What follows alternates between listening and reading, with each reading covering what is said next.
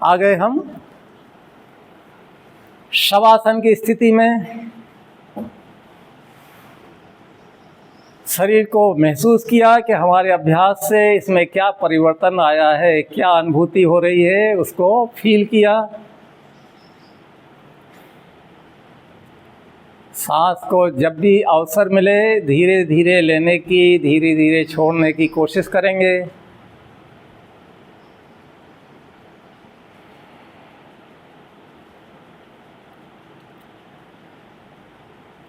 अगला अभ्यास नाभि चालन। पैर से पैर मिले रहेंगे, पंजे से पंजा मिला रहेगा, एड़ी से एड़ी मिले रहेगी। हाथों को उल्टा कर लेंगे जिस तरह से हमने पग चालन में किया था।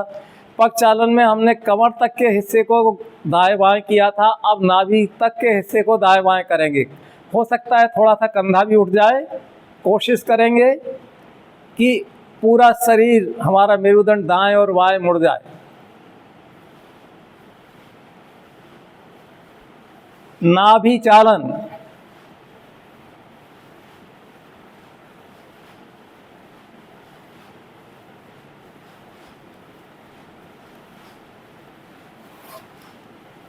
घुटने से पैर सीधे रखने की कोशिश, दाएं बाएं दाएं बाएं। इन अभ्यासों के करने के बाद आपको पूरे दिन एक ताजगी महसूस होगी।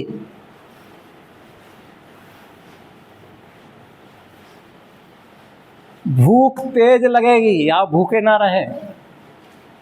इन अभ्यासों के साथ में यही नियम पालन करना होता है। विश्राम, मान लीजिए हमने इसको 10 मिनट कर लिया है, मतलब हमको धीरे धीरे बढ़ाते हुए इसको 10 मिनट तक पहुंचाना है इस अभ्यास की अवधि को। हमारा जो मणिपूरक चक्र है, हमारी जो जठराग्नि है, उसको प्रदीप्त करने का अभ्यास। विश्राम कर रहे हैं, गहरी सांस आ रही है, गहरी जा रही है, और उस बदलाव को महसूस कर रहे हैं जो इस अभ्यास के माध्यम से हम में आया है। अब एक पैर पर, बाएं पैर पर दाएं पंजे को स्थापित कर लेंगे। हमने कुछ अभ्यास किए थे, उन अभ्यासों से हमारे नाभि में थोड़ा सा इधर उधर हो सकता है, हो गई हो, डिग गई हो, उसके स्थान में परिवर्तन हो गया हो, तो वह अपने स्थान पर पुनः स्थापित हो जाए, उसके लिए अभ्यास। सांस को खाली करके हमारा घुटना जा रहा है दूसरे पैर की तरफ को, जमीन की तरफ को, जितना जाए उतना रख करके, और सांस को खाली की स्थिति में थोड़ी देर रुकेंगे। बहुत ज़्यादा सीमा का अतिक्रमण नहीं करेंगे।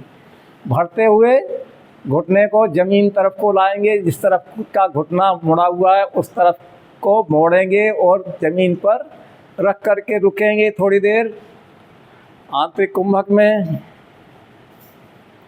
यह अभ्यास केवल 3-3 बार करना है मैक्सिमम।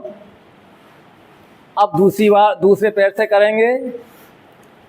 जो पैर का पंजा ऊपर था उसको सीधा कर लिया, दूसरे पैर के पंजे को जांघ पर रख लिया। सांस खाली करते हुए घुटने को विपरीत दिशा में ले गए, थोड़ी देर रुके, भरते हुए लाए और ज़मीन तक घुटने को ला करके थोड़ी देर रुके। ये हमारी नाभि अपने स्थान पर आ गई। इस अभ्यास को बोलते हैं जानु प्रसार। जानु यानी जंघाएं या घुटना, जानु यानी घुटना, उसका प्रसार किया हमने। फिर थोड़ा सा विश्राम,